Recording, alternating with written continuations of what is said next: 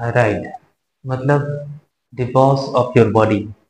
जी हाँ दोस्तों, एक ऐसी ग्रंथि जो आपकी बॉडी के कई महत्वपूर्ण फंक्शन को कंट्रोल करती है, जैसे metabolic activity, growth, development, heart function, digestive system यानी कि पाचन तंत्र, ब्रेन डेवलपमेंट, बोन मेंटेनेंस और बहुत कुछ।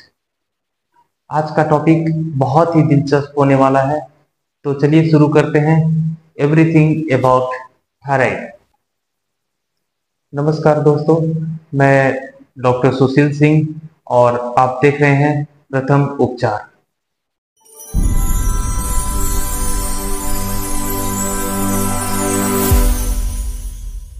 तो दोस्तों, टॉपिक की शुरुआत करते हैं। सबसे पहले थायराइड क्या होता है। थायराइड हमारे बॉडी का एक बहुत ही महत्वपूर्ण अंग है। यह हमारे गले में आगे से दाएं और बाएं की तरफ फैला हुआ होता है। इसका शेप तितली यानी कि बटरफ्लाई के आकार का होता है। इसके दो पार्ट होते हैं, राइट लोब और लेफ्ट लोब। दोनों लॉब की लंबाई 5 सेंटीमीटर, चौड़ाई 3 सेंटीमीटर और थिकनेस यानी कि मोटाई 1.5 सेंटीमीटर होता है।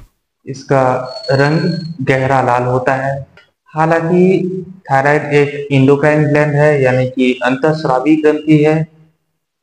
इसका मतलब ये होता है कि थायराइड से जो निकलने वाले हार्मोन है T3 और T4 ब्लड के सहारे अपने निश्चित स्थान तक जाते हैं। दोस्तों, इसका वजन मात्र 18 से 20 ग्राम होता है। ये व्यक्ति के प्रकृति और उम्र पर निर्भर करता है। तो चलिए दोस्तों, जानते हैं थायराइड से निकलने वाले हार्मोन्स के बारे में। तो थायराइड ग्लैंड से दो तरह के हार्मोन्स निकलते हैं, T3 यानी कि ट्राई आइडोथायरोनिन और T4 यानी कि टेट्रा आइडोथायरोनिन। टेट्रा आइडोथायरोनिन को थायरोक्सिन भी कहा जाता है। अब हम विस्तार से ये जानने की कोशिश करेंगे कि T3 और T4 कैसे बनता है। दोस्तों, ऐसा होता है कि जब हम भोजन खाते हैं तो डाइजेस्टिव सिस्टम में यानी कि पाचन तंत्र में डाइजेशन कंप्लीट होने के बाद आयोडीन का मॉलिक्यूल ब्लड में मिल करके थायराइड ग्लैंड के फॉलिकल्स के पास जाता है और थायराइड ग्लैंड के फॉलिकल में टायरोसिन नामक एमिनो एसिड पहले से मौजूद होता है। यदि आयोडीन का 3 मॉलिक्यूल और टायरोसिन का 2 मॉलिक्यूल एक दूसरे से मिलता है और जो केमिकल कंपोजिशन होता है उसे T3 कहा जाता है यानी कि ट्राई आइडोथायरोनिन कहा जाता है। और आयोडीन का 4 मॉलिक्यूल टायरोसिन का 2 मॉलिक्यूल से मिलता है तो वहां पे T4 यानी कि थायरोक्सिन या टेट्रा आइडोथायरोनिन बनता है।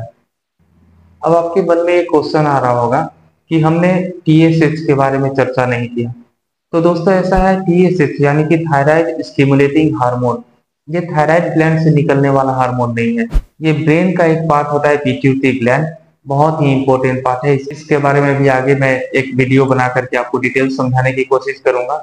तो पिट्यूटरी ग्लैंड से निकलने वाला हार्मोन होता है TSH यानी कि थायराइड स्टिमुलेटिंग हार्मोन। इसका काम है सिर्फ थायराइड ग्लैंड को कंट्रोल करना। तो ऐसा होता है कि यदि TSH यानी कि थायराइड स्टिमुलेटिंग हार्मोन ब्रेन से कम रिलीज होता है तो T3 और T4 जो कि थायराइड ग्लैंड से निकलने वाला हार्मोन है, इसका लेवल बढ़ता है।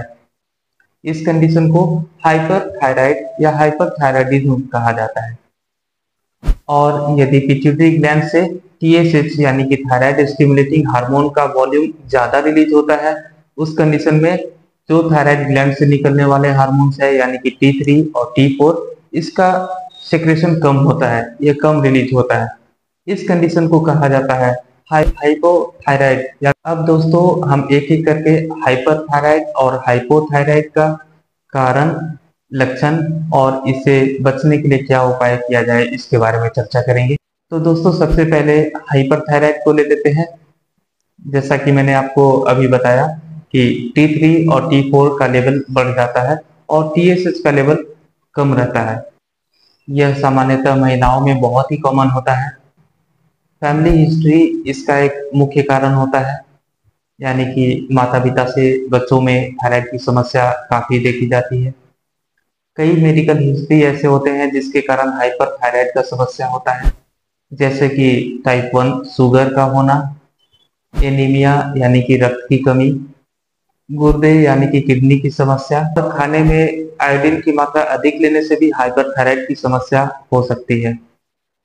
और कई रेयर केस में थायराइड या पिट्यूटरी ग्लैंड का ट्यूमर इसका एक मुख्य कारण होता है। अब चलते हैं हाइपरथायराइड के लक्षण। इसका मुख्य लक्षण होता है वजन घटना, हाई ब्लड प्रेशर, कमजोरी, घबराहट, अत्यधिक ठंड या गर्मी महसूस होना, महिलाओं में मासिक धर्म की कमी, आंत यानी कि इंटेस्टाइन में मूवमेंट ज्यादा होना, इसके वजह से जो है शौच की समस्या बढ़ती है, और अत्यधिक पसीना होना। यदि किसी को हाइपरथायराइड की समस्या है तो क्या खाएं और क्या ना खाएं? तो दोस्तों, हाइपरथायराइड वाले मरीज कम से कम आयोडीन का सेवन करें। चाय या कॉफी में दूध या मिल्क क्रीम का इस्तेमाल ना करें। अंडा का सफेद पार्ट खा सकते हैं।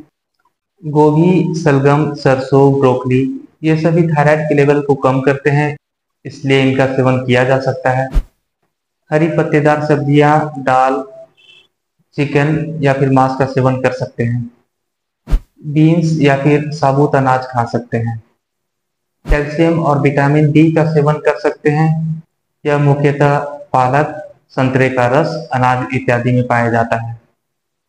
हाइपरथायराइड के मरीज को क्या नहीं खाना चाहिए?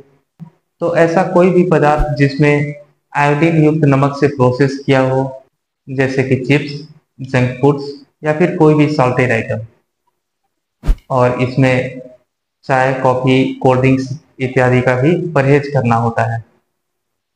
दोस्तों, अब हम चर्चा करेंगे हाइपोथायराइड, यानी कि इस कंडीशन में T3 और T4 का लेवल कम होता है और TSH यानी कि थायराइड स्टिमुलेटिंग हार्मोन का लेवल बढ़ता है। इस सिचुएशन को हाइपोथायराइडिज्म भी कहा जाता है।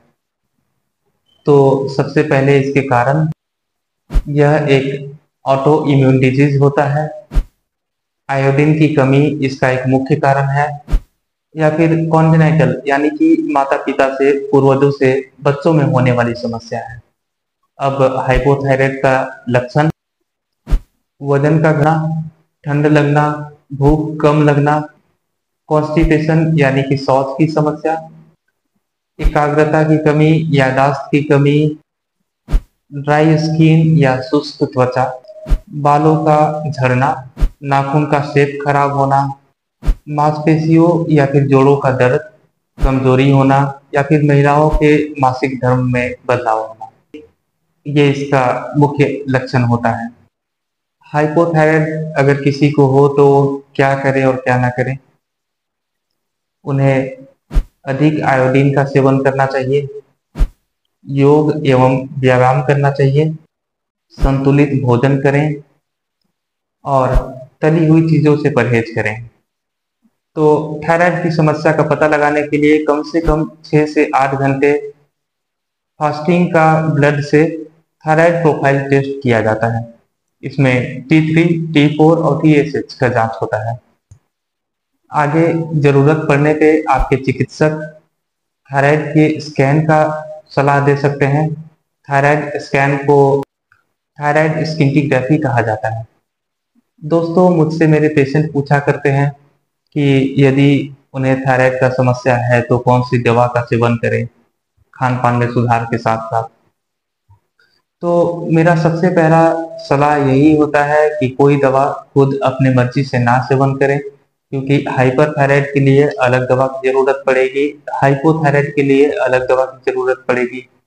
आपकी प्रकृति, आपके मेटाबॉलिक एक्टिविटी, आपके एज, आपके फैक्टर्स के अकॉर्डिंग जो है दवा का डोज और दवा का ड्यूरेशन में काफी बदलाव होता है। तो मेरा सलाह यही होगा कि कभी भी दवा खुद से ना खाएं, किसी भी अच्छे चिकित्सक से मिलें। अगर आपके आसपास में कोई चिकित्सक नहीं है या फिर आप मुझसे पर्सनली ऑनलाइन कंसल्ट करना चाहते हैं, तो मैंने डिस्क्रिप्शन में अपना कॉन्टैक्ट नंबर और ऑनलाइन अपॉइंटमेंट बुकिंग का लिंक दिया हुआ है। आप वहां से अपॉइंटमेंट बुक करके मुझसे ऑनलाइन कंसल्ट कर सकते हैं। तो दोस्तों आज के लिए बस इतना ही। यदि आज के सेशन में किसी तरह का डाउट हो तो कृपया कमेंट करें। मैं जल्द से जल्द आपके कमेंट में आपके प्रश्नों का उत्तर दूंगा। फिर मिलते हैं आगे किसी नए टॉपिक के साथ। तब तक के लिए स्वस्थ रहें, मस्त रहें। आपका शुभचिंतक doctor Sushil Singh signing off.